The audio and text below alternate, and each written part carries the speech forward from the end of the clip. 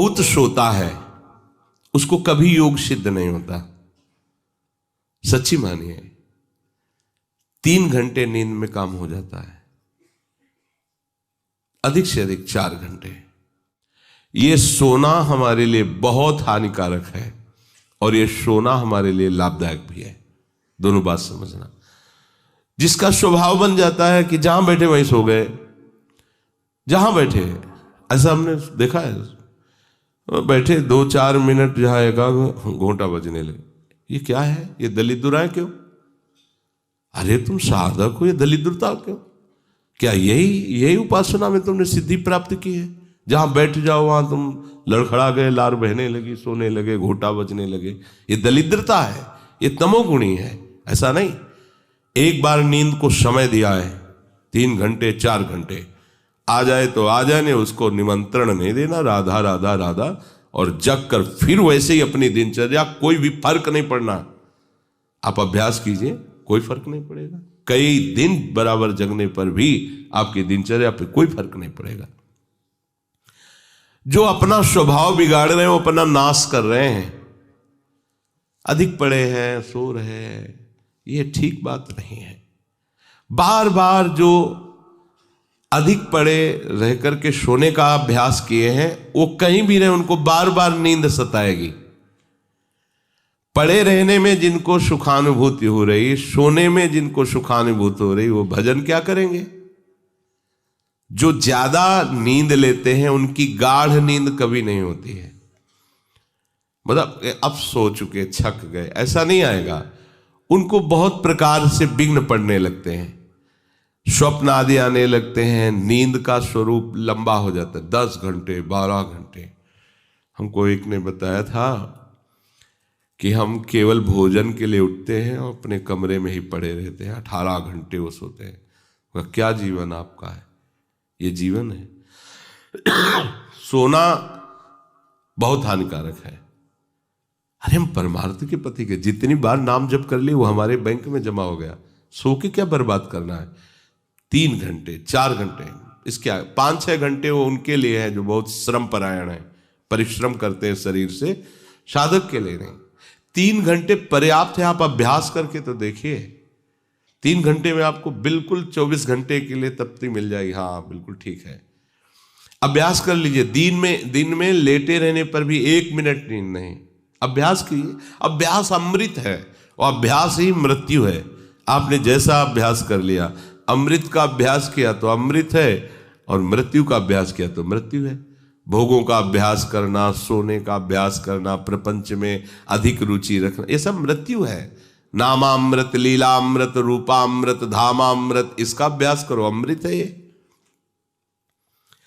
शरीर उसका बहुत सोने पर भी आलस्य से भरा रहेगा।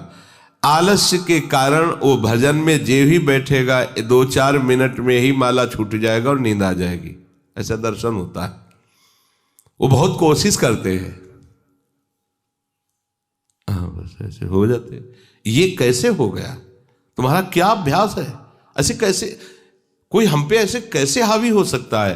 कोई हमारे ऊपर ऐसा कैसे शासन कर सकता है? चाहे नींद हो या काम हो या क्रोध हो, आप क्या हो? आप समझो, आप भगवान के अंश हो और आप इतना अधीन होते चले जा रहे हैं शरीर के। सत्संग हो रहा है, आप मुंह बगाड़ के सो रहे हैं। कीर्तन हो रहा है, आपको झटके नींद के आ रहे। धिक्कार है आपको जीवन को। आप साधक हो, आप उपासक हो, ये क्या हो रहा है? जहां आपको संपूर्णतया सावधान होकर चैतन्य रहना है, वो आप सो रहे हो। कैसी आपकी दिनचर्या, कैसी आपकी साधना है? आप हो क्या? विचार करना चाहिए। डांटने की विषय नहीं है, कोई तुम्हें जगाए विषय नहीं है। भगवत कृपा से जीवन में कभी अलार्म नहीं बजाया कि हमको इतने बजे उठना है, पता नहीं उठ पाए कि ना उठ पाए। अभ्यास योग युक्त चेतसा नान्यगामिना, ऐसी स्थिति हो कि हम उठ ना पाए तो बात अलग की है। नहीं, बख्शना नहीं इस शरीर को, अब भाई हमें चलो हम नहीं आ रहे, ऐसा नहीं। अगर सांस है, दम है, बिल्कुल इसको बख्शना नहीं। हम केवल आपको उपदेश नहीं कर रहे, बख्शना नहीं। शरीर के प्रति इतना प्यार नहीं दिखाना कि वो हमारे प्यारे से हमको दूर कर दे, ऐसा नहीं। ये जड़ वस्तु है, ये चैतन्य नहीं है। तुमसे ये चैतन्य है, तुम अपनी चैतन्यता को समझो, इसके अधीन हो रहे हो। ये तो बहुत बुरा लगता है जब कोई साधक सत्संग में या माला लेकर भजन करने में या पाठ करने में सो रहा है, तब लगता है। ग्रंथ सामने खुला है, थोड़ा पाठ कर ऐसे ऐसे। एक जगह दर्शन कर ले जाते थे, वो भागवत का स्वाद है। वो श्री जी के सामने भागवत पढ़ते पढ़ते नाक और माथा पूरी भागवत में रख दिया, और 2500 लोग आ जा रहे हैं ऐसे। तो उनको जैसे कहते पंडित जी श्री हरिवंश, हाँ हाँ श्री हरिवंश। अब ये हो क्या रहा है, ये क्या हो रहा है? अगर आपके अंदर नींद है तो आप चैन से 1-2 घंटे सो लिए दीजिए और फिर बैठिए, चैतन्य होकर बैठिए। ये अपमान है शास्त्रों का। आप चैतन्य घन प्रभु के वचन पढ़ रहे हैं, आपको नींद आ रही, प्रभु की चर्चा हो रही, आपको नींद आ रही। कभी विषय चर्चा में आपको नींद आई? कभी फिल्म देखने में नींद आई? नौटंकी नाटक देखने में? रिश्ते नातेदारों से बात करने में? रिश्ते नातेदारों, आपका लड़का विदेश में रह रहा हो, उसकी कोई बात बता रहा हो, आपको नींद आएगी? नहीं आएगी। लेकिन अपने परम प्राण स्वरूप आत्म स्वरूप श्री प्रियालाल की चर्चा हो रही, आपको नींद आ रही है। अब हो क्या हो, जरा विचार करके देखिए। तो ये आलस्य के कारण उसके भजन में भारी बाधा हो जाएगी। उसका योग कभी सिद्ध नहीं होगा जो अधिक सोता है। सबसे प्रार्थना है आप अपने लिए नींद का समय निश्चित करें अपने हिसाब से, शरीर का परिश्रम देख करके। अब जैसे जो उपासक रात भर सेवा में लगे रहते हैं, हम उनके लिए कहेंगे कि चाहे दिन हो चाहे रात हो, आप 4-5 घंटे आराम से सोइए। प्रार्थना है कि सोइए, क्योंकि आप जवान साधक हैं, सोएंगे तो आपकी इंद्रियां फिर भजन में लगेंगी। आप अपने को देखिए, यदि आप कोई सेवा बल वाली नहीं करते हैं तो 4 घंटे से ज्यादा आप नहीं ले। अच्छा उपासक 3 घंटे में हो जाता है। अब आप लोग देख लीजिए, अपनी एक दिनचर्या में नींद का समय आप निश्चित कीजिए, और जो निश्चित कीजिए उसे कम से कम 10 वर्ष तो निभाइए। यहां 2-4 दिन में दिनचर्या बदल जाती है, ऐसे नहीं होना। साधु का ऐसा नहीं होता। कुछ नियम लो तो 10-5 वर्ष तो चलो, 2-4 दिन में सब फिसल जाते हो, क्या फायदा है? एक नियम लो, हम इतने घंटे सोएंगे, हम छूट देते हैं आपको। आप अपने आप ने नियम लो कि हमारा इतने घंटे में हो जाएगा। उस घंटे को आप लिख लो अपने सामने कि मुझे इतने घंटे केवल सोने के लिए सत्संग में अनुमति है, क्योंकि हमने वहां इतना नियम लिया था। आप ले, बताने की जरूरत नहीं। आपके द्वारा लिया हुआ नियम फिर आपसे कभी नहीं टूटना चाहिए। स्वीकार करो आप अंदर से कि आप इतना सोएंगे, पर लिमिट हम बता देते हैं। शरीर अधिक श्रमित जो सेवा में होता है 5 घंटे, गृहस्थी है तो 6 घंटे, साधक है 4 घंटे।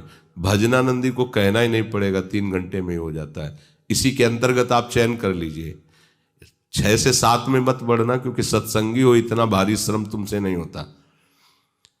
बलराम ब्रजवासी है, 20 वर्ष की बात बता रहे हैं, एक दिन की नहीं, 20 वर्ष की नित्य दिनचर्या से वृंदावन की परिक्रमा, और कितनी मेहनत से चक्की चला करके 150 रुपया करके घर परिवार चलाना, संत सेवा करना, सत्संग सुनना, ये सब गृहस्थ है, परिवार है, भागे घूम रहे हैं परमार्थ के लिए, नंगे पैर पूरे वृंदावन। 20 वर्ष पानी गिरे पत्थर गिरे, कोई मतलब नहीं। इतनी इतनी एड़ी फट गए एकदम। अब उनको क्या कहोगे? साधु नहीं कहोगे तो क्या कहोगे? ब्रजवासी हैं, रात दिन प्रभु का नाम स्मरण, सत्संग, परिक्रमा सब कर, और मेहनत उठा उठा के बोरा भर बेचना, उसमें कहीं 10, 20, 50 रुपया बचा लेना, परिवार का पोषण करना। आपके लिए तो कोई सेवा ऐसी नहीं मेहनत वाली, फिर आप इतना लंबा सफर कैसे सोच सकते हैं? वो गृहस्थ होते हुए 2-2:30 बजे जगते हैं, तब अपनी दिनचर्या पूरी करते हैं। हो सकता है रात्रि के 10-11 बज जाते हो, दिन में वो चक्की में रहते, कब सोते होंगे? और 20 वर्ष की दिनचर्या हम उसकी बता रहे हैं। आप विचार करो, आप साधक हैं, आप विरक्त हैं, या आप संसार से निवृत्त होकर वृंदावन वास करें, आप कितना सोते हैं? ये बंद करो, शरीर को सुखी करना बंद करो। ये शरीर को सुख देने की बात महादुख मोल लेना है। निश्चित करो आप अपने समय को सोने का। कर लिया? हाँ, अपना समय निश्चित करो। जो समय निश्चित किया हो, 4 घंटे, 5 घंटे, 6 घंटे, ये धाम है, यहां झूठ नहीं चलेगा। अगर 6 घंटे निश्चित किया तो 6.25 घंटे नहीं होना चाहिए। उसी को आप विभाजित कर लीजिए, 4 घंटे रात्रि में सो लीजिए, 2 घंटे दिन में सो लीजिए। आपको अगर 6 घंटे सोना है, 4 घंटे सोना है, 3 घंटे आप रात्रि में, 1 घंटे दिन में विश्राम। अगर आपका रात्रि में हो जाता है तो दिन में विश्राम की जरूरत नहीं। आपको इस पर आना पड़ेगा। आपसे कांच छोड़वा रहे हैं, मणि पकड़ा रहे हैं, आपको घाटे का सौदा। आप क्या कर रहे हो? मणि देकर कांच खरीद रहे हो, और आपका कांच छोड़वा के मणि। इंद्रनील मणि श्याम मनोहर 7 कुंभ तन गोरी, इनके समीप चलना है, इनकी जूठन पाना है, इनके साथ खेलना है। ये सौभाग्य प्राप्त करने के लिए जो असत धारणाएं हैं उनको मिटाना होगा।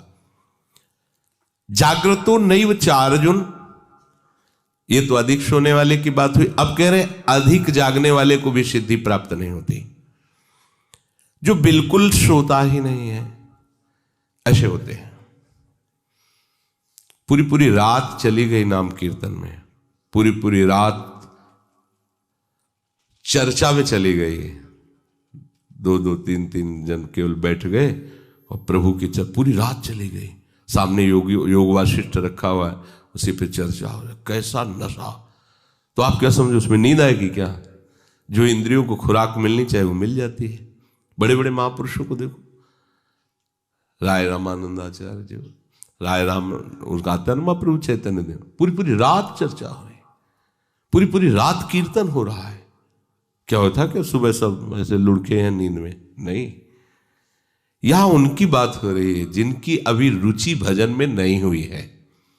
उनको समय से सो जाना चाहिए, समय बर्बाद नहीं करना है। जो नींद का समय दिया है उसमें नींद आए या ना आए, हमें सोने के लिए नहीं लेटना है। जब लेटे, देखा हाँ इस समय से इतना समय लेटने में देना है, नाम शुरू किया, तन्मय हो गए। जब नींद आई, जब आंख खुली बस फिर मंत्र में तन्मय फिर लग गए। ये भजन है। इसको ऐसे प्रमाद में मत डालिए।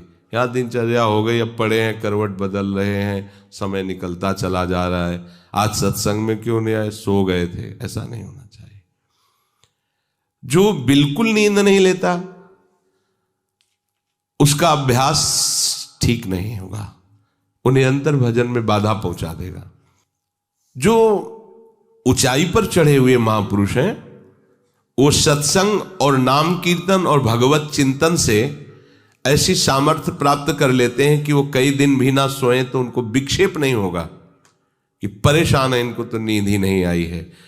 क्योंकि उनके जागने में इंद्रियों को वो सब मिल जाता है जो सांसारिक पुरुष को नींद में इंद्रियों को विश्राम मिलता है, उनको भजन में मिल जाता है। परंतु उस स्थिति तक पहुंचने के लिए समय से सोना आवश्यक है। जब विश्राम और इंद्रियों को खुराक नींद की मिल जाती है तो वो भजन में हमारा ज्यादा सहयोग करते हैं। इसलिए उचित समय निश्चित करो नींद का, और उतना ही आप उसको शयन के लिए दो।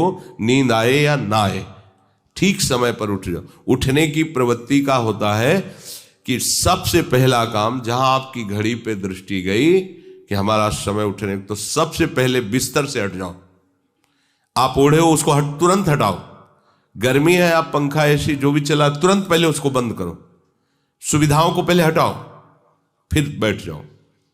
कुछ देर नाम जप, गुरुजनों का चिंतन, फिर अपनी दिनचर्या प्रारंभ। जो कंबल में ऐसे रजाई में ओढ़े ओढ़े ही सोच रहे अभी तो 2 बजने में 10 मिनट बकाया, 10 मिनट में उठ जाएंगे, तो ऐसा वो विक्षेप हो जाएगा कि वो 2 घंटे आपको समझ में नहीं आएंगे। फिर 4 बजे आप उठो, 4 बहुत गलती हो गई। ऐसे नहीं किया जाता। अपने लोगों ने ऐसे अभ्यास नहीं किया। तुरंत फेंको, तुरंत खड़े हो गए। पता है कि बैठेंगे तो नींद आई जाएगी। चलते हुए भगवत स्मरण कर रहे हैं, जल पिया, शौच स्नान, अपनी दिनचर्या में। ये चित्त हमारे वश में नहीं, हम चित्त के वश में है। जो चिंतन कराता है हम वही। कल एक उपासक प्रश्न कर रहे थे कि कभी कभी हमारा मन कहता है हम निहाल हो गए, कभी कभी मन हमको कहता है कि कुछ नहीं मिला। तो तुम मन को गुरु माने हो क्या? मन को आराध्य देव माने हो क्या? मन को अपना मित्र माने हो क्या? ऐसे सलाहकार की क्या बात कि कभी कभी कहता है तुम जीवन मुक्त हो गए, कभी कभी कहता है तुम विषयी हो। उसकी बात थोड़ी माननी है। वो अपनी स्थिति बता रहा है, मन तुम्हारी स्थिति नहीं बता रहा है। जब कभी भगवदानंद में तो मन कहता निहाल हो गया, और जब विषयानंद में तो लगता मैं फंस गया। तो तुम उसको देखने वाले हो, तुम उसको चलाने वाले हो, तुम ही से वो चल रहा है तुम्हारी शक्ति से, तो तुम रो काहे को रहे हो, व्यथित क्यों? मतलब कोई भी प्रश्न करने के पहले आपने चिल्ला के रो दिया, अब सब प्रश्न का रहस्य नहीं मिल पाएगा आपको, क्योंकि पहले ही देख लिया कि आप नहीं। गंभीर, किसी संत के पास जाने के लिए पहले गंभीरता पूर्वक प्रश्न करो। कोई भावुकता की बात आ रही है, आप रो देते हो तो अच्छी बात है। अब आप प्रश्न कर रहे हो, पहले तो चिल्ला चिल्ला कर रो रहे हो, पूरा वातावरण जो है आपने गंभीरता से रहित कर दिया। और दूसरी बात, आप समझोगा कि क्यों रो रहे हो। अगर प्रियाजू की प्राप्ति के लिए तो सभा में चिल्ला के रोने की जरूरत क्या है? प्रियाजू की प्राप्ति के लिए तो एकांत में रोइए, खूब नाम जप कीजिए। अगर सभा में आए हैं प्रश्न करने के लिए तो गंभीर रहिए और मुस्कुराते हुए प्रश्न कीजिए। ये रोना धोना नहीं, ये एकांत का विषय, अपने आराध्य देव के विषय में। कभी भाव आ रहा है तो बात अलग की है। हम चित्त के अधीन हो गए हैं, बस इसको सुधार करना है। चित्त की 5 अवस्थाएं होती हैं, उसी को मन कहते हैं, उसी को बुद्धि कहते हैं, उसी को अहम कहते हैं, समझना। उसकी वृत्तियों के कारण अलग अलग नाम पड़ा है ना। पूरे को एक हृदय कहते हैं, बोले मैं हृदय से कहता हूं, मतलब संपूर्ण अंतःकरण से कहता हूं। अंतःकरण 4 इसलिए हो गए कि उसकी वृत्ति 4 है। एक का काम है निश्चय करना, संकल्प विकल्प करना, चिंतन करना और क्रिया को स्वीकार करना। एक ही हृदय में 4 बातें होती हैं। तो जो निश्चय उसे बुद्धि कह दिया गया, जो संकल्प विकल्प उसे मन कह दिया गया, जो चिंतन उसे चित्त कह दिया गया, क्रिया को स्वीकार करना उसे अहम कह दिया गया। है एक ही हृदय।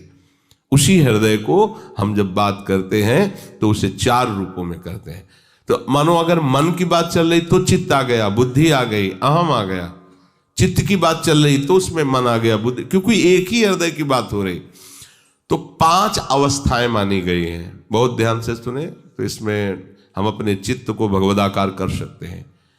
चित्त की 5 अवस्थाएं शास्त्रों में ब्रह्म ऋषियों ने मनन करके पाया है।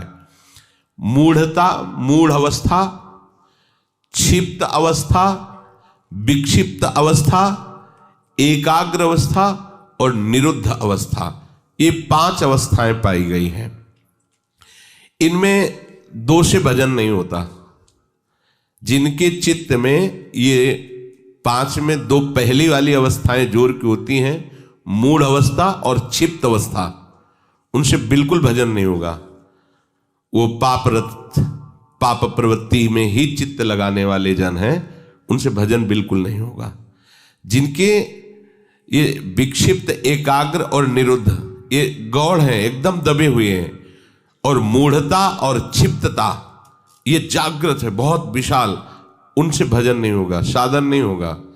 वो पापाचरण रत रहेंगे, दान पुण्य भी करेंगे तो अहंकार की धरा में होगा। अब यहां से शुरू होता है साधन।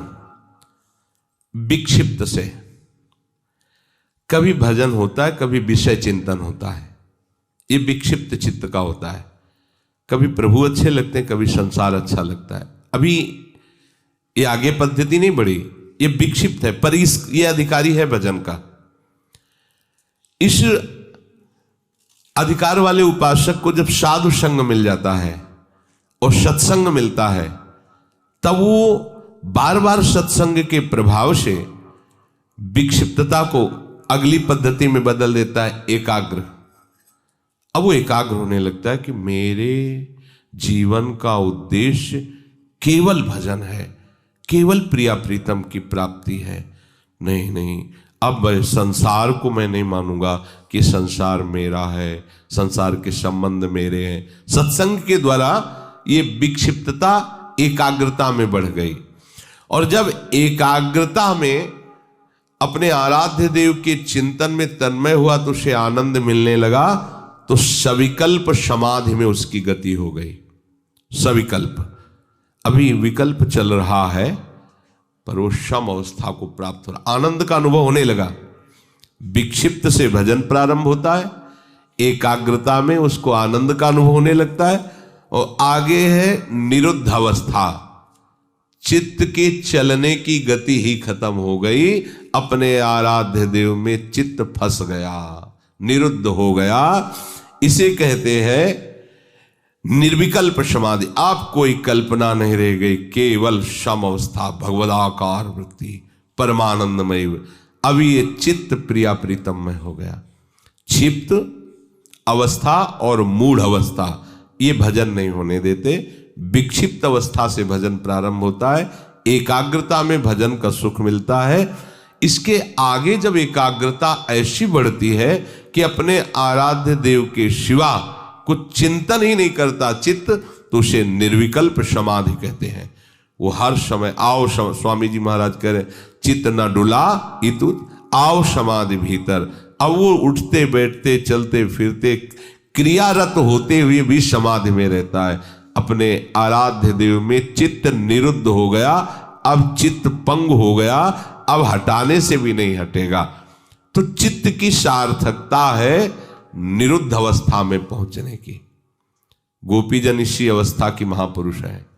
सब क्रियाएं घर की हो रही है और मुरारी पादार्पित चित्त वृत्ति। अम्बरीश जी इसी अवस्था के महापुरुष हैं, सम्राट पद पर हैं, लेकिन सावई मन कृष्ण पदार विंदयो, निरुद्ध हो गया मन प्रभु के चरणार विंद में। यदा विनियतम चित्त मात्मन्ये वावतिष्ठते, जिस काल में चित्त आखिरी अवस्था को पहुंच जाता है, निरुद्ध अवस्था। एकाग्रता में भी पहुंचना बहुत बड़ी सिद्धि है, पर अपने लोग जो सब हैं विक्षिप्त अवस्था में है। कभी संसार का आकर्षण, कभी प्रभु का आकर्षण। लेकिन मूढ़ता और क्षिप्तता में प्रभु का आकर्षण होता ही नहीं है। वो उसी में लगा रहता है प्रपंच में, बस लड़का बच्चा परिवार खाना कमाना, धर्म से धन आवे या अधर्म से आवे, इसका कोई भेद उनके अंदर नहीं। धन आना चाहिए, भोग सामग्री मिलना चाहिए। जो विक्षिप्त अवस्था से भजन प्रारंभ होता है वो संत संग से एकाग्र होता है, और भजन का जहां आनंद मिला वो निरुद्ध हो जाता, फिर छोड़ नहीं सकता। फिर तो चित्त प्रभु के चरणों में, या चित्त चोर ने चित्त को चुरा लिया। ये जो स्थिति है उसे कह रहे हैं विनियतम चित्तम यदा। यदा माने उस समय जिस काल में चित्त निरुद्ध अवस्था को प्राप्त हो जाता है, वो स्थिर हो जाता है अपने स्वरूप में, आराध्य देव में। चित्त भगवदाकार हुआ कि अपना वपु अनुभव में आ जाता है। जो स्वरूप है सहचरी वपु, सहचरी वपु अपने आराध्य देव के समीप ही होती है। इसलिए आराध्य देव अलग से ध्यान में नहीं आते, अपने को वहीं देखता है प्यारी जो प्यारे जो के समीप। जब राधिका श्याम प्रसन्न भये तब नित्य समीप सु खैंच लए, और हरिवंश समीप सदा तिनके, सुख संपत्ति दंपति जो जिनके। तो हम अभ्यास करें, हमारा चित्त विषयों में विक्षिप्त न हो, प्रभु के नाम रूप में एकाग्र हो, और ऐसा एकाग्र हो कि फिर चलायमान ही न हो, अर्थात निरुद्ध हो जाए। तो हमारी स्थिति प्रिया प्रीतम की समीपता का अनुभव करने